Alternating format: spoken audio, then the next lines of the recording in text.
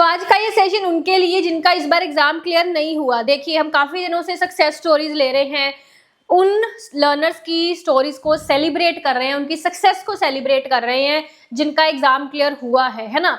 अब ऐसे स्टूडेंट जिनका नहीं क्लियर हुआ, जो कोई भी कट ऑफ क्लियर नहीं कर पाए, मेहनत खूब करी थी लेकिन फिर भी कट ऑफ क्लियर नहीं हुआ, तो उनके लिए ये वीडियो है। तो मुझे कुछ स्टूडेंट्स के कमेंट्स मैसेजेस आ रहे थे इस पर कि मैम आप इस पर भी कोई वीडियो बनाइए कि क्या क्या मिस्टेक्स हमसे हो गई हैं जिसके कारण हमारा मेहनत करने के बावजूद भी रह गया है, नहीं क्लियर हो पाया।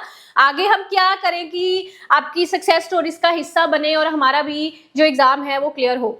तो देखिए, ध्यान से समझ लीजिए और अपना पेन पेपर पकड़कर बैठ जाइए, उस पर इन चीज़ों को लिखते जाना और अपने कमरे में या कहीं जहाँ पर भी आप पढ़ते हैं, कोई स्टडी रूम है आपका, वहाँ पर ये चीज़ें लिख करना, ऐसे कोई पेपर वगैरह लेकर वो चिपका लेना चीज़ें लिखकर, ठीक है, ताकि आपको आने वाले 4-5 महीने ये जो मैं स्टेप्स बताऊंगी, चीज़ें बताऊंगी, ये भूले ना, याद रहें और इन चीज़ों को आप फॉलो करते रहें ताकि आपका एग्जाम क्लियर हो जाए। ठीक है, तो अभी जैसे डिस्कशन करी सारे अपने जो JRF नेट होल्डर्स रहे हैं ना, आप सबने देखी होंगी, जरूर देखिएगा अगर नहीं देखी होंगी, बिकॉज जो ये हमारे सक्सेस स्टोरीज के सेशन है इससे आपको बहुत ज़्यादा हेल्प मिलेगी।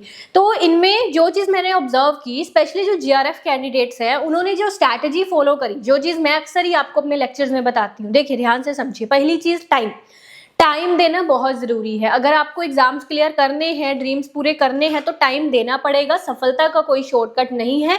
एक बच्चा आके ये बोले कि भाई हमारे पास टाइम नहीं है, जिम्मेदारियां बहुत है, ये बहुत है, वो बहुत, और हमको तो सिर्फ मतलब इतना सा टाइम है कि कुछ बने बनाई नोट्स मिल जाए, 2-4 हम उसको पढ़ लें और हमारा एग्जाम क्लियर हो जाए। एग्जाम क्लियर करना भी चाहते हो पर टाइम भी नहीं देना चाहते, ऐसा पॉसिबल नहीं है। टाइम देना पड़ेगा, एक अच्छा खासा टाइम आपको दिन में अपने एग्जाम को देना पड़ेगा। पेपर 1, पेपर 2, 2 पेपर्स हैं, दोनों पेपर्स टाइम मांगते हैं, ठीक है। तो अपना दिन में टाइम अच्छा खासा निकाले। देखिए ऐसा बिल्कुल भी नहीं है, आप देखना ये चीज़ भी सेशंस में हमारे जॉब के साथ भी एग्ज़ाम क्लियर होते हैं, ठीक है। शादी के बाद भी लड़कियां एग्ज़ाम क्लियर करती हैं, बच्चों के साथ भी क्लियर करती हैं, और जो मर्जी रिस्पॉन्सिबिलिटी है आप पर, है ना, कुछ भी है, जॉब फुल टाइम है, जैसे भी है, तब भी एग्ज़ाम क्लियर करते हैं बच्चे। तो ऐसा बिल्कुल भी पहले मत सोचना। अगर आपको कोई ऐसा बोले कि भाई तुम्हारे सर पर तो रिस्पॉन्सिबिलिटी इतनी है, तुम जॉब कर रहे हो, इसके साथ नहीं एग्जाम क्लियर होगा, उसके लिए तुम पहले जॉब छोड़ो फिर तैयारी करना, है ना, या इन चीज़ों के चलते ये सपने मत देखो, ऐसा कोई भी बोल रहा है ना, तो उसको बोलो देखो मैं अकेली नहीं हूँ, ठीक है, मैं अकेली नहीं हूँ, बहुत सारे हैं जिन्होंने जॉब के साथ रिस्पॉन्सिबिलिटीज के साथ क्लियर किया है, उनका हो सकता है तो मेरा भी हो सकता है, ठीक है जी, आप कर सकते हो। पहली चीज़, ऐसा कुछ भी नहीं है कि आप अपनी फुल टाइम जॉब छोड़ दो, या जो भी रिस्पॉन्सिबिलिटीज में हो आप उनको साथ में कर सकते हो चीज़ें, ठीक है। तो उसके लिए टाइम शेड्यूल फॉलो करना पड़ता है कि अगर दिन में कुछ कर रहे हो तो रात को पढ़ लो, या अर्ली मॉर्निंग के स्लॉट रख लो, जैसे 5-6 बजे का अर्ली मॉर्निंग का टाइम है, वो पढ़ने का स्लॉट्स रख लो, उनमें से रात को स्लॉट्स रख लो, है ना, जैसे भी है। मतलब आपको दिन की नींद की, मतलब दिन रात नींद, ये परवाह नहीं होनी चाहिए इन चीज़ों की। अभी जब तक आपका ड्रीम नहीं पूरा हो जाता, एग्जाम नहीं क्लियर हो जाता, इन चीज़ों को पीछे रख देना है आपको। ये चीज़ों की परवाह नहीं करनी है आपको कि दिन चल रहा है कि रात चल रहा है, क्या टाइम हो रहा है, क्या नहीं हो रहा। आपका मकसद है कि भाई जो मेरा आज दिन का टारगेट था पढ़ने का, है ना, वो पूरा करना है बस, ठीक है। तो जब तक सो मत, जब तक पूरा वो नहीं हो जाता जो भी आपका दिन का टारगेट था, ठीक है जी। पहली चीज़ ये। अब दूसरी चीज़ यहाँ पर सिलेबस कवरेज की। अब जो भी मैंने सेशंस में देखे, जो स्टूडेंट्स, मोस्टली उनमें से हमारे कोर्स के स्टूडेंट्स थे, हमारी क्लासेस के स्टूडेंट्स थे। अब यहाँ पे जिस स्टूडेंट ने सारे 10 के 10 यूनिट्स की क्लासेस देखी हैं, है ना, पूरे 10 के 10 यूनिट्स की जिसने क्लासेस देखी हैं, जो मैंने करवाई हैं उनको, है ना, PY की उसकी क्लासेस देखी हैं, ये सब चीज़ें जिस बच्चे ने कवर करी हैं, उसका JRF क्लियर हुआ है, नेट क्लियर हुआ है, जो भी है ना। पर जिस बच्चे से उसमें से कुछ छूट गया, जैसे मान लो उसने 3-4 यूनिट वो कवर नहीं कर पाया, या उसने लेट एनरोल किया, या कुछ चीज़ें छूट गई, है ना, उन स्टूडेंट्स का इसमें रेशो ज़्यादा है, उनका एग्ज़ाम क्लियर नहीं हुआ, या PhD ओनली क्लियर हो गया, है ना। या मतलब कहने का कि आप अगर सारा 10 के 10 यूनिट्स के सारे वीडियो लेक्चर्स देखते हैं, उसमें से कुछ भी स्किप नहीं करते, तो आपके चांसेस बढ़ जाते हैं JRF को अचीव करने के, ठीक है। अदरवाइज 1-2 यूनिट छोड़ दोगे, उतना ही आप पीछे जाते जाओगे, उतने ही स्कोर पीछे जाती जाएगी, उतना ही हो सकता है आपका जो कट ऑफ है वो दूसरे पिछले वाला कट ऑफ क्लियर हो, या कोई भी कट ऑफ क्लियर ना हो, है ना। तो 10 के 10 यूनिट्स की पूरी वीडियो लेक्चर जो बच्चा देख रहा है उसके चांसेस बहुत ज़्यादा है कि उसका नेट जीआरएफ क्लियर हो जाए। जो बच्चा कुछ यूनिट स्किप कर रहा है, छोड़ रहा है, कह रहा है कि भाई ये मेरी समझ से बाहर है या ये मुझे डिफिकल्ट लगता है, कुछ भी ऐसा, उसके उतने चांसेस कम हो जाते हैं। बात समझ गए? तो अब जो भी आपके 10 के 10 यूनिट के वीडियो लेक्चर्स हो गए, प्रीवियस ईयर क्वेश्चंस की क्लासेस हो गई सारी, अभी लेटेस्ट पीवाईक्यूज की क्लासेस भी मैंने अपने कोर्सेज में ऐड करी हैं, ठीक है, वो वाली होगी। इस बार वाला एग्जाम हम सारा सॉल्व करेंगे, ठीक है, फिक्र मत करिए, जब तक हूँ सब कुछ करवाऊंगी मैं।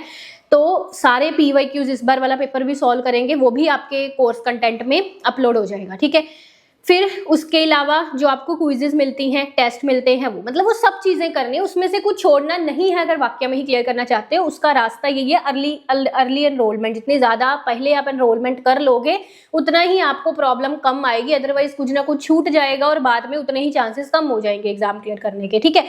दूसरी चीज़, तीसरी चीज़ यहाँ पे ये है, स्टूडेंट्स ने यहाँ पर अपनी क्विजेस की प्रैक्टिस का भी काफ़ी इंपॉर्टेंस बताई कि मॉक टेस्ट देने, या एक स्टूडेंट ने तो कहा था कि भाई मैंने पीवाईक्यूज को ही एज ए टेस्ट लगाया था, है ना, ये एक बहुत अच्छी स्ट्रैटेजी है। आप प्रीवियस ईयर क्वेश्चंस को ही एज ए टेस्ट इस्तेमाल कर सकते हो, या जो भी हम लोग आपको क्विजेज वगैरह प्रोवाइड करते हैं वो कर सकते हो, या पीवाईक्यूज के पेपर हैं अगर आपके पास, उसको एज ए क्विजेज, है ना, इस्तेमाल कर सकते हो। तो प्रैक्टिस क्वेश्चंस की बहुत ज़रूरी है, बिकॉज प्रैक्टिस करने से ये है कि आपको ना पता चलता है, आपकी स्पीड बढ़ती है कि कैसे क्वेश्चन पढ़कर, उसको सोचकर उसके आंसर तक अप्रोच करना है, वो उस चीज़ की थोड़ी स्पीड बढ़ती है ना। अब जो बच्चे बोलते हैं कि हमारे एग्जाम में क्वेश्चन ही हम पूरे सॉल्व नहीं कर पाए, छूट गए थे हमारे कुछ क्वेश्चन, जो हमने मतलब टाइम ही नहीं मिला पढ़ने का, तो ये क्यों होता है? क्योंकि कहीं ना कहीं उनकी स्पीड कम थी इन चीज़ों में। किन चीज़ों में स्पीड कम थी? क्वेश्चन को पढ़कर समझकर आंसर तक अप्रोच करने वाली स्पीड कम थी, वो इसलिए ये चीज़ हो रही है, यानी कि उनकी प्रैक्टिस में कमी है। अब प्रीवियस ईयर क्वेश्चंस के थ्रू प्रैक्टिस करिए या क्विजेस के थ्रू प्रैक्टिस करिए, क्वेश्चन सॉल्व करने की प्रैक्टिस से आपकी स्पीड बढ़ेगी, ये वाली सोचने वाली स्पीड। कंसेप्ट पहले क्लियर करने, पहले सारे कंसेप्ट क्लियर करने, पहले ही इन चीज़ों की तरफ मत जाना, क्विजेस कर लेंगे पहले सारे 10 के 10 यूनिट्स की, जैसे मैंने कहा, वीडियो लेक्चर्स देके कंसेप्ट क्लियर करो, उसके बाद इस चीज़ पर आना, प्रैक्टिस पर, थोड़ा क्विजेज वगैरह वाली चीज़ पर, है ना। यहाँ आप पूरे एक हफ्ते वीडियोस देख लो, वीकेंड पर जैसे उस पर्टिकुलर यूनिट के जो आपको क्विजेज दे रखे हैं, हमने यूनिट वाइज दिए होते हैं, ठीक है। जैसे मान लो एक यूनिट के 3-4 वो हैं क्विजेज हैं, है ना, तो आप एक हफ्ता आपने क्लासेस देखी, फिर जो उस यूनिट के पहले 1-2 क्विजेज हैं उनको सॉल्व कर लो, फिर अगले हफ्ते फिर आपने सेम उसी यूनिट की क्लासेस देखी, फिर अगले उसके जो 1-2 क्विजेज बचे हैं उनको सॉल्व, मतलब ऐसे भी आप कर सकते हो, ठीक है। पर पहले लेक्चर सुनिए फिर क्विजेज की तरफ आइए, या आप पहले सारे लेक्चर्स आराम से सुन लीजिए, क्योंकि आपके सिलेबस से वैसे भी 15-20 दिन पहले आपका सारा खत्म हो जाता है एग्जाम से, है ना, एग्जाम से 15-20 दिन पहले सारा कवर हो जाता है। आप वो जो बाद में 15-20 दिन बचते हैं उसमें भी आप क्विजेज अटेम्प्ट कर सकते हैं, ठीक है, पर प्रैक्टिस छोड़नी नहीं है, वो ज़रूरी है। अगली चीज़ यहाँ पे आती है पीवाईक्यूज की क्लासेस, मैंने बताई दी हैं आपको, दैट इज़ वेरी इंपॉर्टेंट, क्योंकि उससे ना डायरेक्ट चीज़ें क्लियर होती हैं। मैंने आप ये चीज़ बहुत बार पहले भी बताई है कि आपका जो सिलेबस है वो सिर्फ उन्होंने एक रेफरेंस दे रखी है, ऐसा नहीं है कि सब कुछ सिलेबस में से ही आ रहा है, सिलेबस के इर्द गिर्द चीज़ें पूछी जा रही हैं, सिलेबस से रिलेटेड टॉपिक्स पूछे जा रहे हैं, है ना। तो उसके लिए पीवाईक्यूज बहुत ज़रूरी होते हैं, उसी से पता चलता है हमको कि सिलेबस से इर्द गिर्द क्या चीज़ें पूछी जा रही हैं। अब मैंने सारी आपको पीवाईक्यूज प्रैक्टिस करवा रखी है क्लासेस में, आप उनको देख लीजिए, वो चीज़ कवर हो जाएगी। आगे आपका सेल्फ नोट्स। अब ये चीज़ और मैंने नोटिस करी है कि जितने भी इस बार स्टूडेंट्स निकले हैं, जो मेरी स्ट्रैटेजी हर बार जो मैं आपको चीज़ बताती हूँ ना, कि देखिए सबसे पहला आपके पास ऑप्शन है कि आप मेरे लेक्चर सुनिए और अपने सेल्फ नोट्स बनाइए, क्योंकि जो हम खुद के नोट्स बनाते हैं उससे 2-3 फायदे होते हैं। एक तो जो आप सुन रहे हो चीज़ उसको आप अपने शब्दों में लिख सकते हो, बिकॉज हर किसी की ना समझने की वो अलग होती है, कि कोई बंदा उसको किस तरह लहजे से समझ रहा है ना, कोई अपने अकॉर्डिंग इसको इस तरह से समझ रहा है, और आपका लैंग्वेज भी रहता है थोड़ा कि भाई मुझे इंग्लिश में समझ आ रही है, मुझे हिंदी में समझ आ रही है ना। तो आप लेक्चर्स को सुनकर उसको अपने शब्दों में, अपनी वर्डिंग के अनुसार अपने नोट्स पर लिखिए चीज़ों को, that is the best option for you. और साथ साथ में ना चीज़ें आपके दिमाग में बैठती जाती हैं। मैंने पहले भी बताया था आपको, बचपन में होता था ना, कोई चीज़ याद करवाने के लिए टीचर हमको बोलती थी भाई लिख 10 बार, लिख इसको 20 बार, याद हो जाएगा तुम्हें।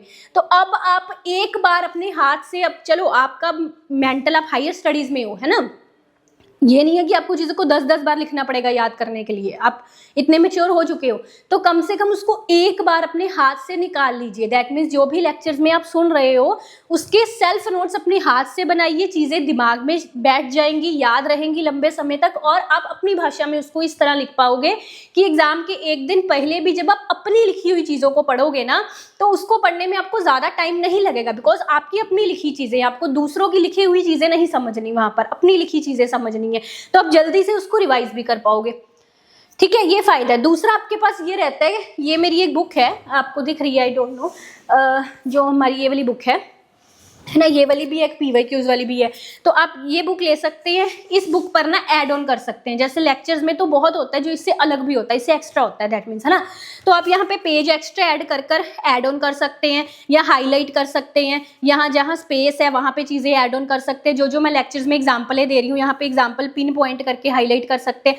उससे क्या होगा कि आपका थोड़ा टाइम सेव हो जाएगा, ठीक है, और ऐसा भी नहीं है कि आप सभी चीज़ें बनी बनाई है, इसमें आप खुद ऐड ऑन भी कर रहे हो लेक्चर से देखकर, बात समझे हो, तो वो ऐसा हो जाएगा कि एक इसमें मतलब इतनी सी बुक में एक लेक्चर्स का भी सारा कंक्लूजन, रिवीजन, सब चीज़ इसमें वो हो जाएंगी, है ना, समझ जाएंगी, और आप आराम से एग्जाम से 1-2 दिन पहले ये बुक रिवाइज करिए, लेक्चर्स भी जितने आपने सुने हैं उनका भी रिवीजन हो जाएगा, तो वो काम आपका सही हो जाएगा। ठीक है, तो इस तरह से भी आप कर सकते हैं।